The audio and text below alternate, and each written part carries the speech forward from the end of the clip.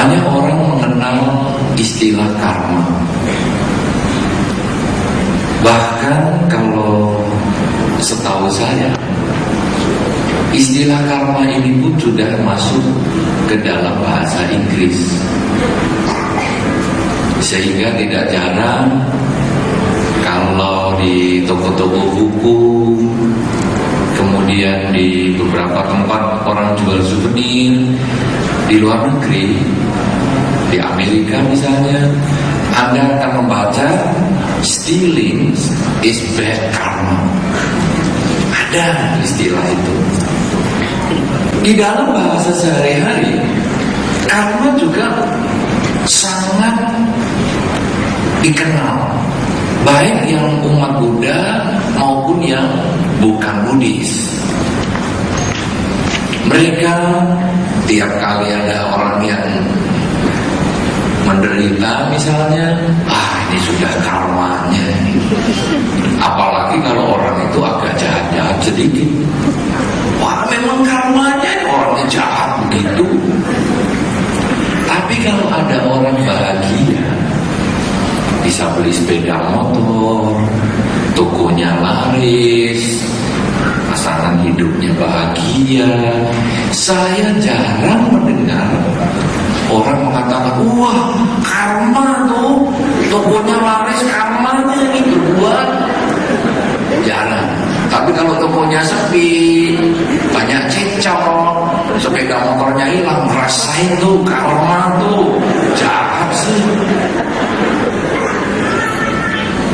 Sehingga orang menganggap karma itu jelek-jelek semua. Padahal karma itu sebetulnya tidak selalu jelek. Karma artinya adalah niat. Jadi bukan kalau misalnya sepeda motor karma ini hilang, bukan, itu buah karma. Tapi waktu melakukan sesuatu dengan niat tertentu, itulah karma.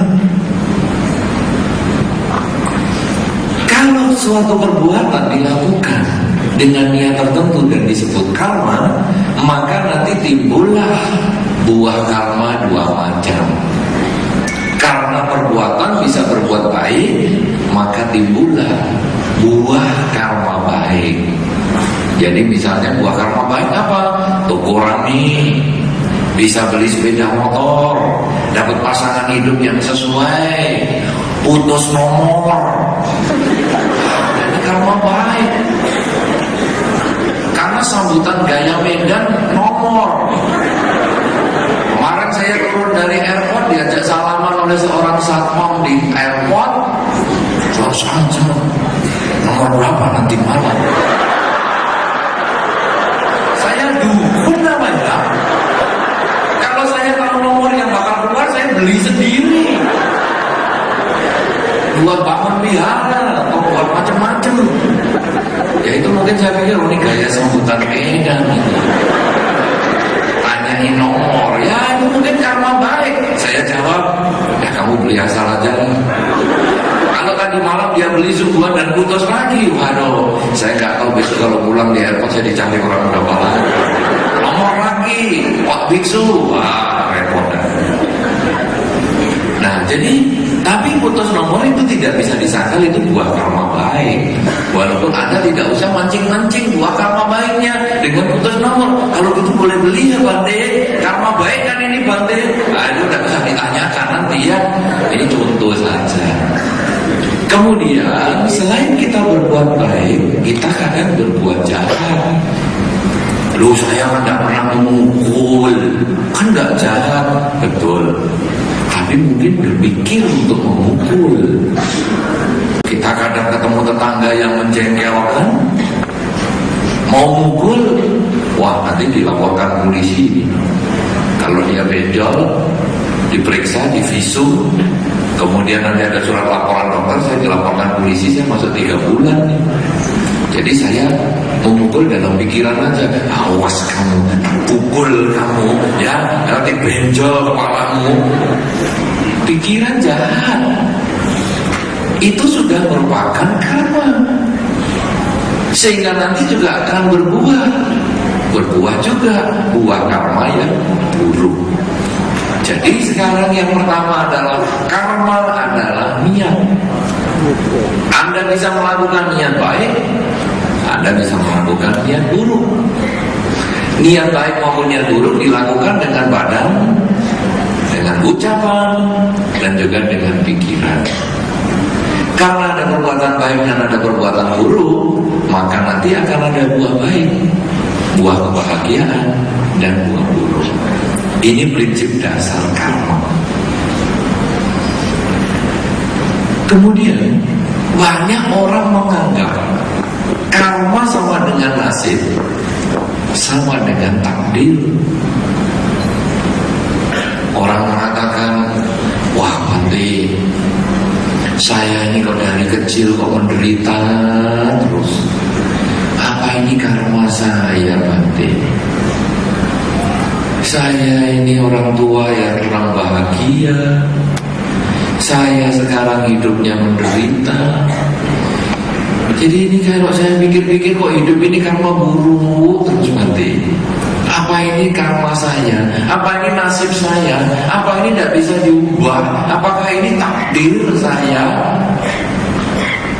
Suratan takdir katanya. Di mana suratnya takdir?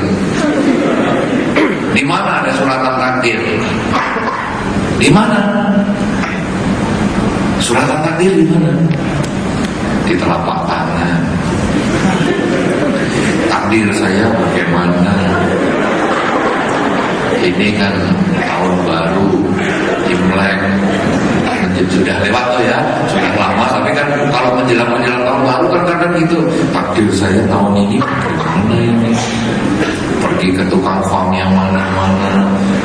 Ini karma saya bagaimana? Sehingga orang mengatakan, wah ini sudah suratan takdir di sini pada tahun ini Anda menderita, tapi suratan takdir yang ini wah bahagia dan seterusnya.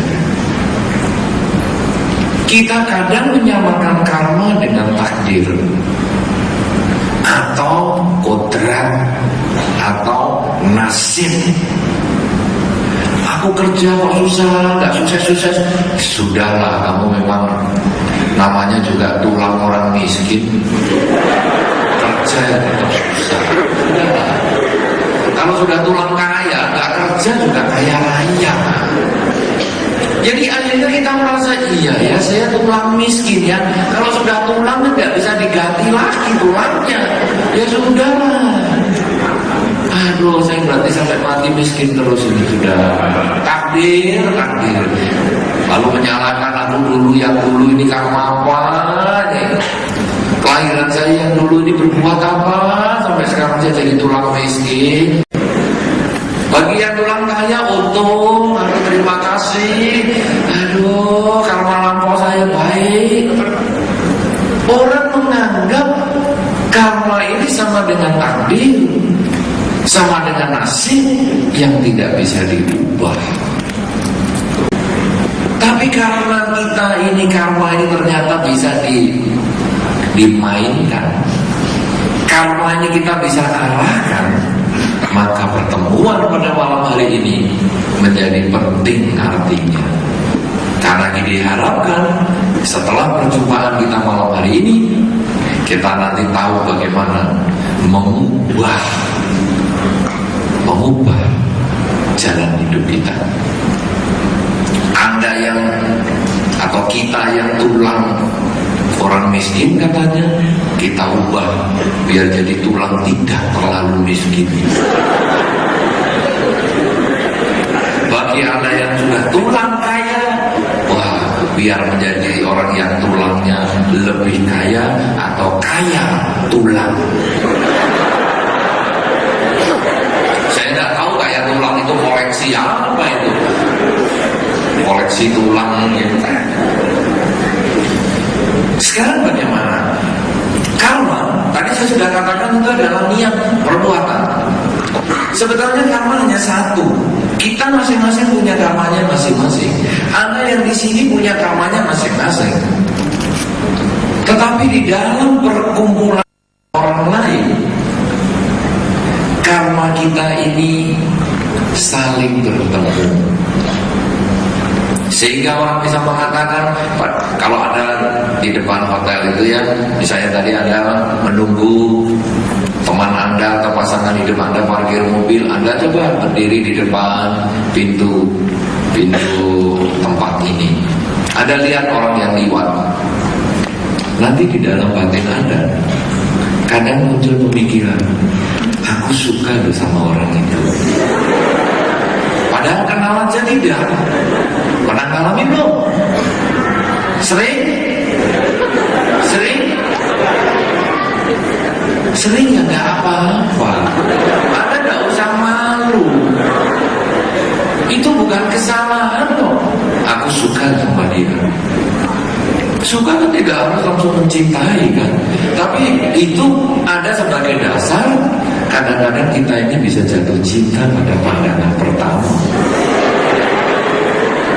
Ketemu di lapangan parkir.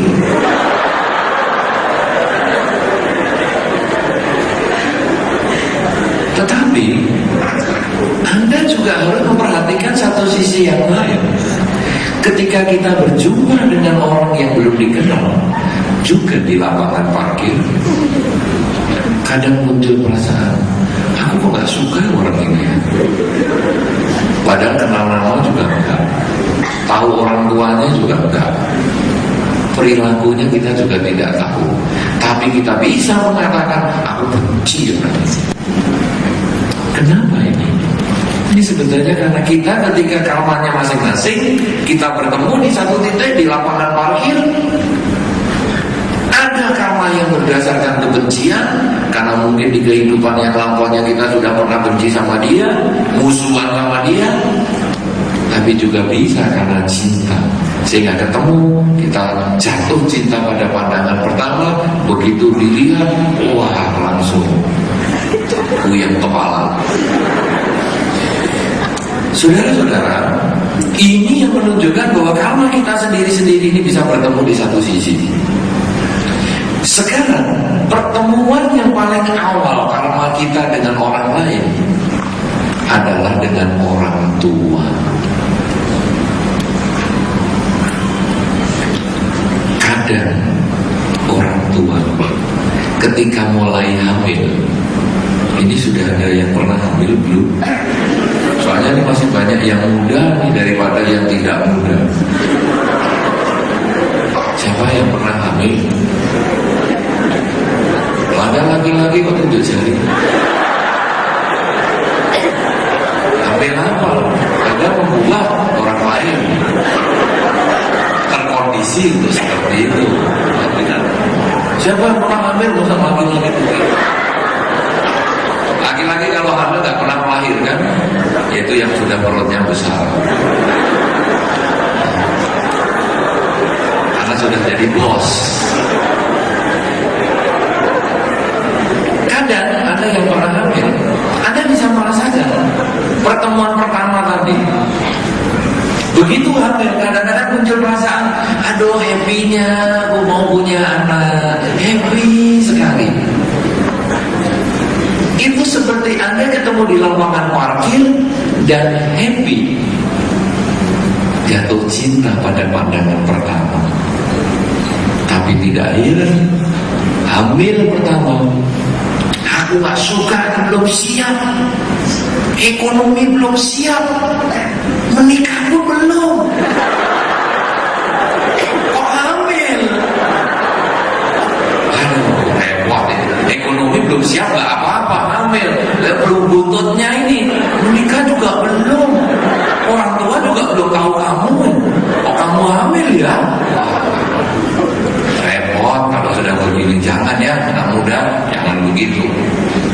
Tapi ada kan kehamilan seperti itu, kehamilan yang tidak diinginkan. Itu sama dengan pertemuan di lapangan parkir tadi. Begitu melihat, sudah gak suka. Sekarang si bayi ceritanya lain. Kalau tadi kan cerita dari orang tua. Si bayi lahir di orang tua tertentu itu tidak bisa memilih. Saudara-saudara, kalau Anda diberi angket, apakah kalau Anda bisa memilih, maukah Anda memilih orang tua Anda yang lain selain orang tua yang sekarang? Ada 50% menjawab mau. Saya mau jadi anaknya tetangga ini aja. Dia lebih baik sama Anda. Tapi ada 50% menjawab saya tidak mau. Kenapa? Yang saya tidak mau itu berkumpul sebagai anak karena dia cinta. Itu yang nanti diharapkan, anakku nanti kalau lahir jadilah anak yang baik apa. Itu yang 50%. Jadi kalau ditanya mau ganti orang tua, nggak mau. Aku tetap orang tua yang ini. Nanti lahir lagi aku tetap yang ini lagi. Lahir lagi aku tetap yang ini lagi. Lahir lagi ini lagi. Kok nggak bosan-bosan kan? Tapi ada yang berkata cukup kelahiran ini saja menjadi anak. Kelahiran ini pun hanya sekali, ini pun sudah terlalu lama bagi saya jadi anakmu. Udah lain kalian lain lahiran aku jadi anaknya tetangga. Kenapa? Karena itu pertemuan yang pertama. Kita tidak bisa memilih orang tua kita. Ini karma yang pertama, yang di dalam bahasa kita disebut karma yang melahirkan. Karma yang melahirkan ini diikuti dengan karma yang mendukung. Orang tuanya pinter, anaknya pinter, ganteng dan cantik lagi. Ini mendukung. Banyak orang pandai, ganteng, cantik. Ini ada orang tua yang tidak mampu, kurang pandai, lahir anak yang tidak mampu, ia tidak pandai, jelek.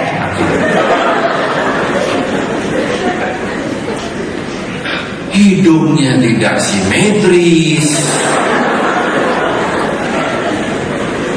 bibirnya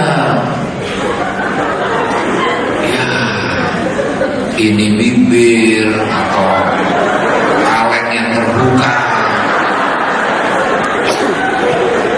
kuping tinggi sama rendah, sudah gitu agak pendek seperti Doberman dipotong.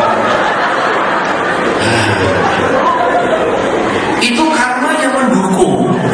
Yang pertama tadi sudah lahir di keluarga bagus, penampilan bagus.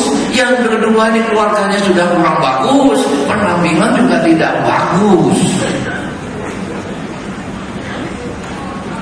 Ini adalah karma, saudara. Tetapi selain ada karma yang melahirkan, ada karma yang mendukung, ada karma yang mengurangi. Kita sebetulnya nanti akan menekankan pada karma yang mengurangi ini. Kenapa demikian? Tadi lahir di keluarga yang sukses, pandai, kemudian dia juga terlahir penampilannya bagus, cantik, ganteng, pengetahuan damanya bagus. Tapi ada karma yang mengurangi. Yang mengurangi ini apa? Perilakunya dia saat ini. Karena pengetahuan damanya bagus, kadang kemudian dia berani melakukan berbagai pelanggaran. Pinter, sudah pinter sekolahnya, pinter orangnya, cerdas, pengetahuan damanya bagus, itu bisa bengkok nanti. Karena damai ini kalau kita belajarnya gak hati-hati, dikatakan di dalam salah satu khotbah Sang Buddha, seperti kita memegang ular. Kalau ular ini dipegang kepalanya, aman. Ular jangan ditembak nomor 36.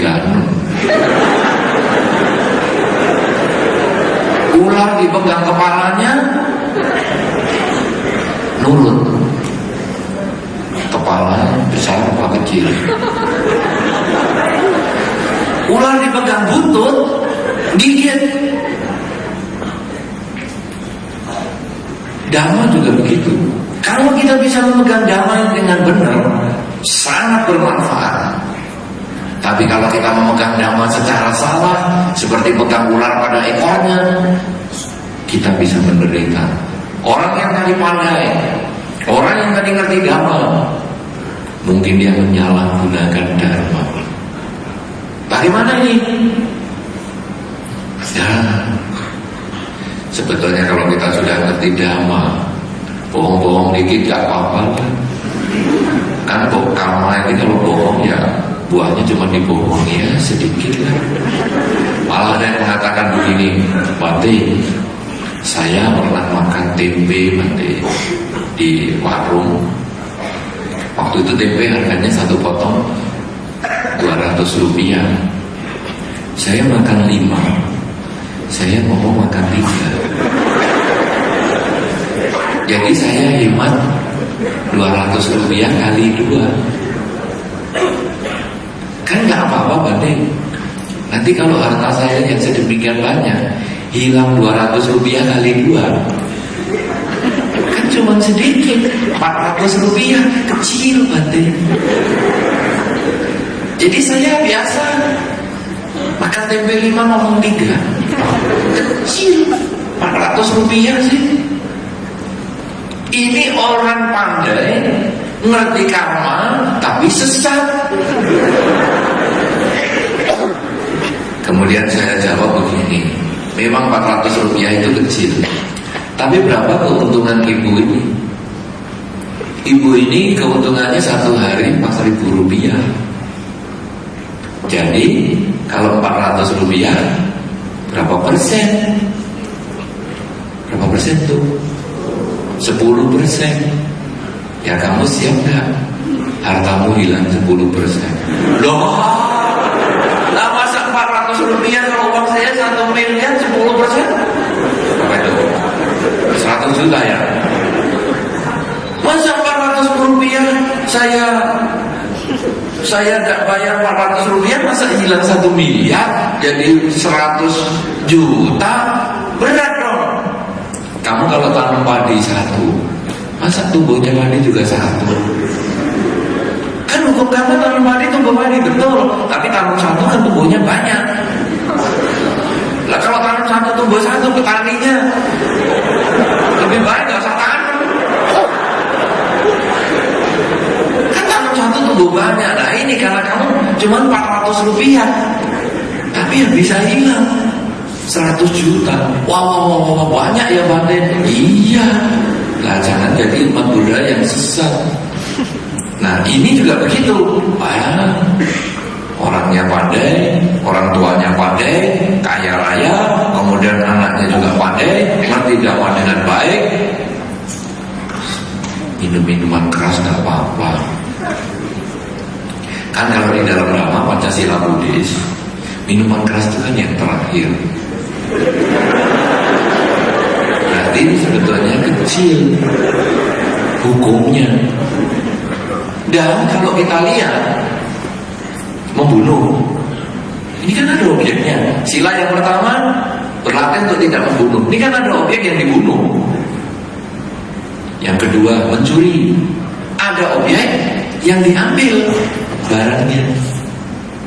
Yang ketiga berzina, ada objek yang diperzinai, dijinai. Yang keempat bohong, ada objek yang dibohongi. Tapi kalau mabuk, kan saya sendiri. Jadi mabuk aman. Dan saya mabuk di kamar saya sendiri.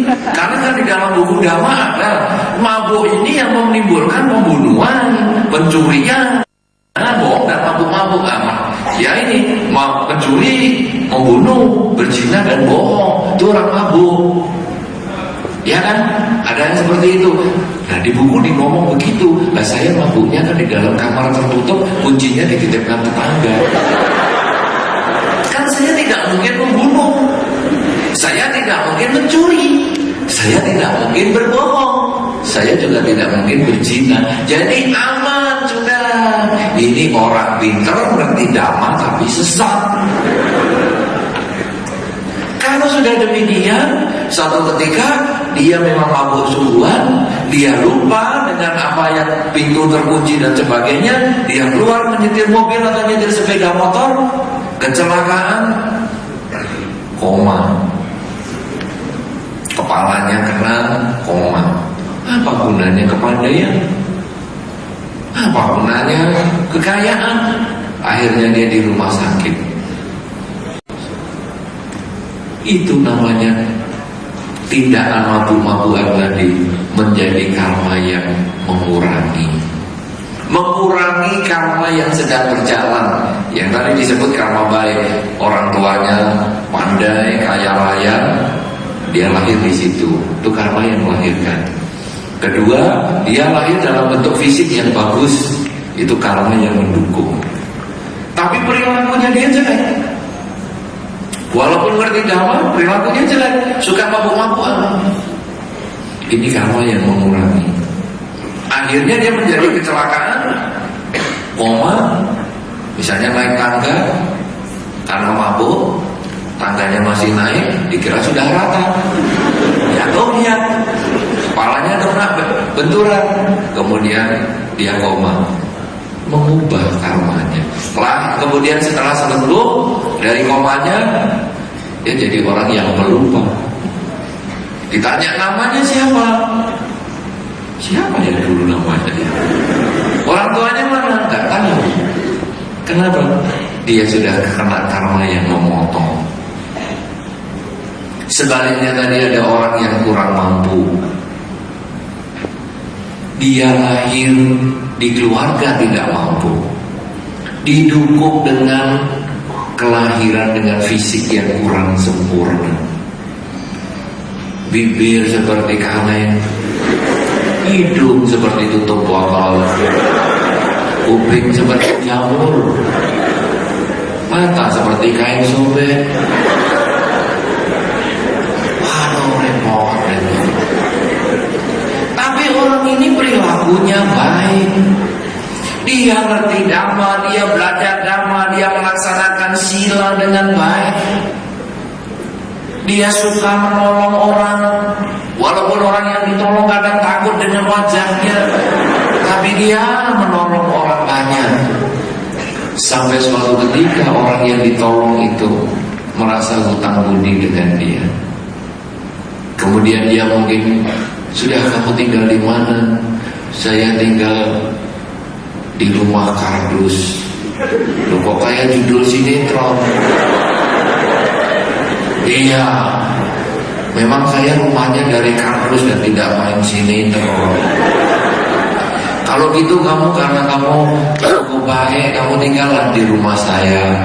Saya punya rumah kosong. Saya di sini saya punya rumah 3. Dan saya kan tiap hari kan hanya bisa pakai 1. Saya tidak bisa tidur di rumah ini, makan di rumah sebelah, kemudian mandi di rumah yang lain, tidak bisa. Jadi rumah saya ada 1 kosong, kamu pakailah. Orang yang dulunya kurang mampu, orang yang dulu penampilannya tidak bagus, karena perilakunya bagus, akhirnya dia malah sekarang bisa meninggali rumah.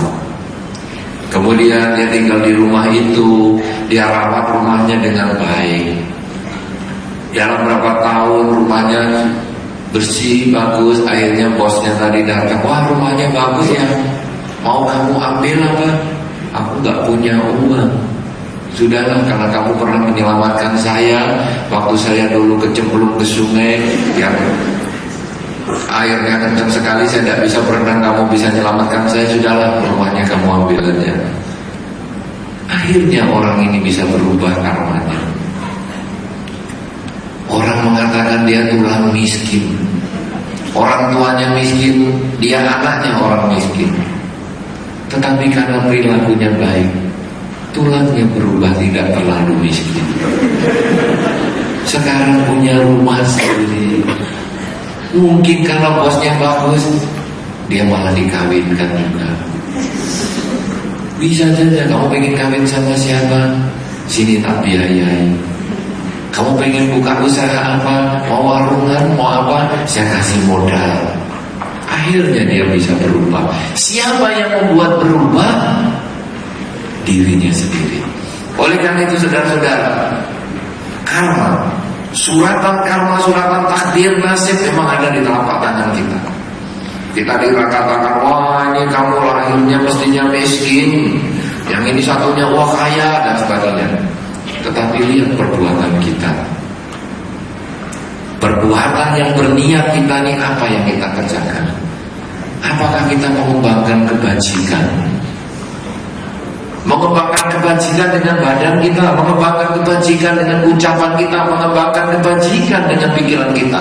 Kalau kita melakukan itu, yang dulunya menderita menjadi kurang menderita, tapi yang dulunya bahagia menjadi lebih berbahagia.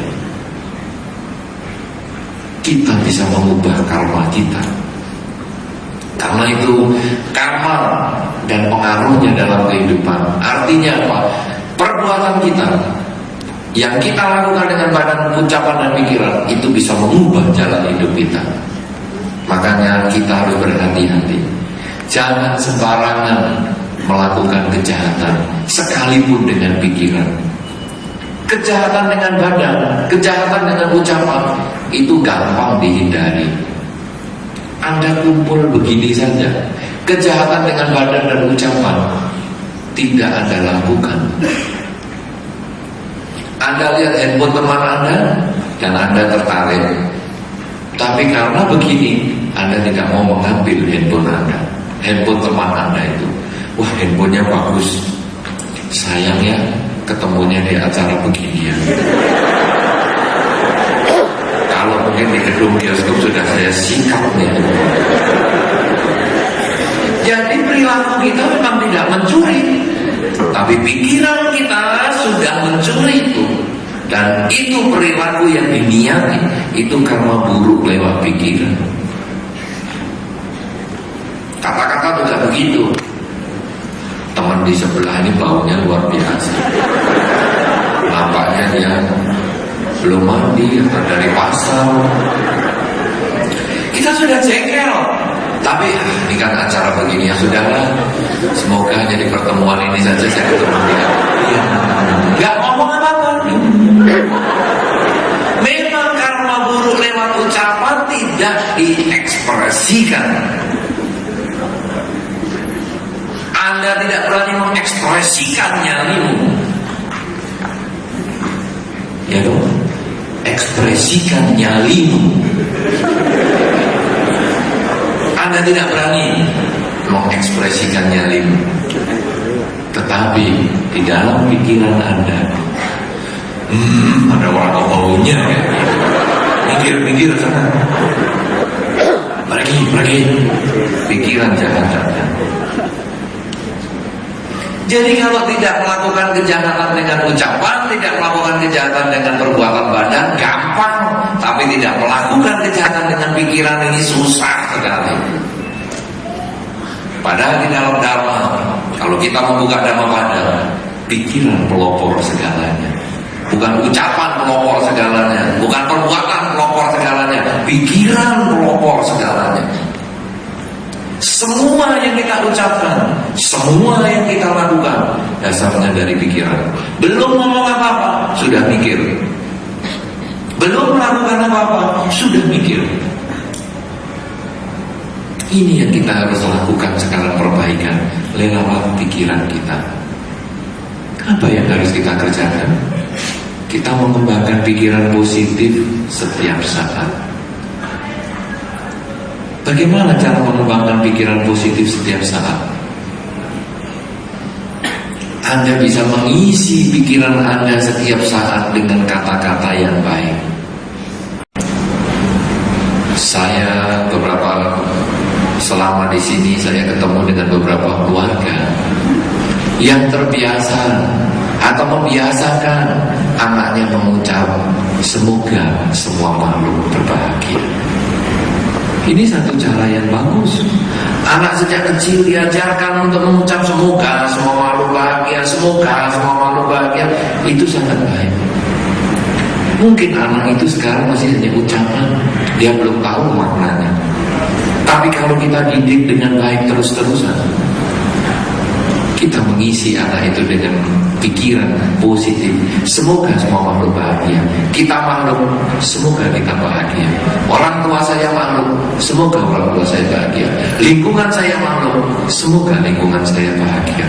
Kita bisa mengharapkan seperti itu. Ini satu cara yang sangat baik. Kalau kita sudah mengajarkan anak-anak kecil seperti itu, kita yang sudah dewasa, isilah kalimat itu. Selalu menyebut semoga semua makhluk bahagia, semoga semua makhluk bahagia di dalam batinnya terus. Sehingga ketika ada orang handphonenya bagus,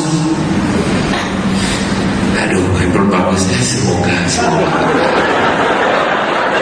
Kita merasa bahagia ada orang punya handphone bagus. Kenapa kita harus membenci dia? Kenapa kita berusaha? Saya ambil apa yang nah, biarlah semoga semua makhluk bahagia. Tempat sebelah ini baunya kok luar biasa. Ya, semoga semua makhluk bahagia. Semoga semua makhluk bahagia. Malah sekarang bukan bau pakaian, bau gas. Ya, semoga semua makhluk bahagia.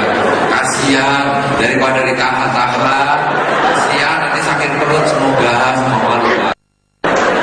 Pikiran kita positif, pikiran kita baik. Ketika kita menghadapi berbagai masalah, kebahagiaan orang punya handphone, kita memandang dia dari sudut positif, bukan karena iri hati. Melihat orang menderita, bukan kita mengejek, tapi kita juga mengharap semoga semua makhluk bahagia supaya dia suatu ketika memperoleh kemajuan dan kebaikan. Ini adalah salah satu cara membuat umat Buddha berpikir yang baik.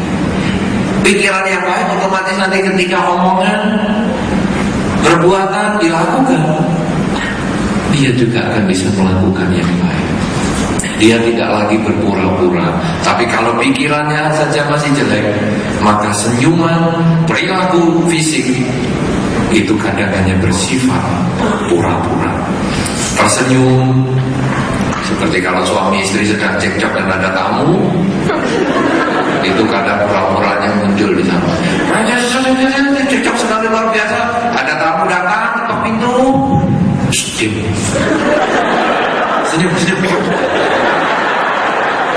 Mertua datang, sudah mertua pulang, lanjutin lagi. Ronde kedua. Kenapa kita harus bersifat munafik seperti itu? Kenapa kita harus berpura-pura yang menimbulkan sakit di hati? Kita kan bisa mengucapkan semoga semua makhluk bahagia, sehingga akhirnya keinginan untuk menyakiti orang lain pun tidak ada, termasuk itu pasangan hidup kita. Karena menyakiti orang yang kita sayangi sesungguhnya adalah seperti menyakiti diri kita sendiri. Tapi kadang orang lupa. Pokoknya kalau sudah bisa ngomong yang menyakitkan pasangan hidup, dan dia bisa terpikir berhari-hari sampai menangis keluar air mata, rasain karma. Lupa dirinya bikin karma buruk, lupa orang lain yang disalahin, rasain karma. Makanya jangan berani-berani sama saya. Apa bangganya bikin orang menangis? Apa bangganya bikin orang bersedih? Apalagi itu orang yang kita sayangi, apalagi itu orang yang kita cintai. Kenapa? Karena kita punya pikiran yang jelek. Tetapi kita sudah membiasakan anak-anak semoga semua makhluk bahagia. Kemudian Kemudian kita yang sudah dewasa juga mengisi kehidupan kita dengan semoga semua malu bahagia. Maka kalau pasangan hidup kita ribut-ribut, pasangan hidup kita memancing-mancing kita cekel, memancing-mancing emosi kita, nah sudah, semoga kamu bahagia. Kamu pengen apa sih? Pengen aku cekel? Nah sudah, semoga kamu bahagia dengan keinginanmu, tapi aku gak ikutilah. Sadarilah keinginanmu itu datang. Ketika kita sedang naik mobil dipotong orang, wah, biasanya kita maki-maki keluar bahasa kaki 4 kali berapa saja. Kalau perlu kaki 1000, kaki 1000 lu. Kalau kaki 4 kan kurang, kaki 1000. Nah sudahlah, semoga semua malu bahagia. Siapa tahu di dalam ada orang sakit perut mau cepat pulang. Sudahlah, semoga malu bahagia. Kalau sudah begitu, pikiran kita lega. Hidup di dunia ini kita akan mencari bahagia. Tetapi bahagia bukan dicari di luar diri kita. Kebahagiaan itu ada di dalam diri kita. Kebahagiaan itu ada di cara kita mengubah cara berpikir kita. Makin kita pandai mencari cara mengubah pikiran kita, makin bagus. Menghadapi pasangan hidup yang menjengkelkan, kita tidak mengatakan kamu ini dulu waktu pacaran kok tidak menjengkelkan, sekarang sudah jadi pasangan hidupku 3 tahun kok super menjengkelkan. Tahu begini aku dulu gak mau sama kamu, sayang sudah punya anak 2, terpaksa dari jalani. Kalau kita seperti itu, hidup di dunia tidak bahagia. Tapi kalau kita berpikir yang lain, untung pasangan hidupku ini menjengkelkan. Kenapa? Mengurangi karma burukku. Makin dia sering aku jengkel, sebetulnya ya makin dia aneh-aneh, karma burukku bisa berkurang. Tapi kalau aku bisa memaafkan dia, ini guru kesabaranku. Jadi begitu istri atau suami menjengkelkan, terima kasih guru kesabaranku. Kalau kamu tidak ada sebagai pasangan hidupku, kapan aku berlatih kesabaran? Terima kasih. Nanti yang menjengkelkan itu akhirnya lebih baik. Akhirnya dia juga mengatakan terima kasih suamiku, terima kasih istriku. Kamu juga guru kesabaran loh untuk aku. Kenapa? Karena itu sudut pandang kita. Oleh karena itu saudara-saudara, karma itu sebetulnya kita yang membuat sendiri. Bahkan kalau kita sering mengatakan hidup di dunia kok menderita ya, sebetulnya itu hanya dari sudut pandangan kita. Kacamata yang kita gunakan itu apa? Kalau kacamata yang kita gunakan itu kacamata Ray-Ban yang warnanya hijau, lihat apa-apa hijau semua. Tembok putih pun jadi hijau. Tapi kalau kacamata kita ini netral, maka kita akan bisa melihat dunia ini juga dengan netral. Ini sebetulnya adalah sudut pandang. Lu bagaimana Bante? Orang sakit kok disebut harus berpikir netral. Sakit berbarengan, untuk saya sakit jadi istriku bisa merawat aku dengan baik. Coba kalau aku nggak sakit, aku nggak tahu seberapa dalam cinta istriku kepada diriku. Untuk aku sakit. Sudut pandang kan? Makin Anda pandai berpikir positif, apa saja penderitaan Anda, yang ada adalah kebahagiaan. Seperti misalnya apa? Tidak naik kelas. Ya, tidak naik kelas ini karma buruk, belum tentu. Tidak naik kelas adalah kesempatan belajar lebih banyak. Yang lain cuma setahun lulus lupa. Dia bisa 2 tahun, bisa 3 tahun, ya bagus juga lah.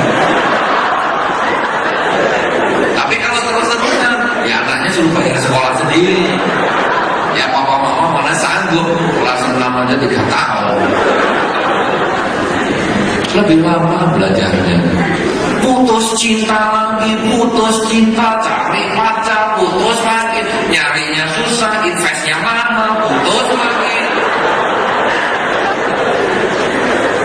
Ya, jangan putus asa karena ini adalah kesempatan memperluas wawasan.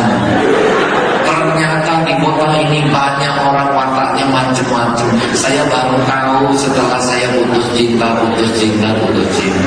Kalau sekali dapat langsung pacaran langsung dapat, saya hanya tahu dia. Tapi putus lagi saya tahu 10 orang, lumayan. Lebih banyak pengalaman. Jadi tidak ada penyesalan. Tapi bagi yang ketemu sekali apa? Waduh, kalau ketemu sekali berarti rugi dong. Kesempatannya hilang. Tidak juga. Kesempatan mencintai yang sudah didapat lebih lama. Jadi ada bagusnya juga. Sekali ketemu langsung jatuh cinta, langsung jadi pasangan hidup. Aduh, berarti aku lebih lama bisa lebih menyayangi dia. Tapi kalau putus lagi sampai putus 10 tahun untuk mencari pasangan hidup, aku berarti lebih banyak mengenal watak orang di sekitar saya. Bagus juga. Karena itu sekarang karma adalah niat. Bisa dengan membayar dan gampang buruk. Dan kita dalam berkumpul dengan orang banyak, ternyata ada karma yang 4 macam. Karma yang melahirkan, karma yang mendukung, karma yang sudah melahirkan tadi, yang jelek tambah jelek, yang baik tambah baik. Ada yang mengurangi, yaitu perilaku kita sendiri. Perilaku baik akan memperbaiki karma yang sudah baik, perilaku jelek akan memperburuk karma yang sudah baik. Kemudian ada karma yang memotong. Dulunya bahagia, kalau perilaku kita banyak jelek, jadi menderita. Kalau dulunya menderita, banyak perilaku baik, hidupnya lebih bahagia. Kalau sudah demikian, kita kemudian mengembangkan cara berpikir yang positif, karena itu adalah bagian dari karma kita. Pikiran positif menimbulkan ucapan yang positif, juga perbuatan yang positif.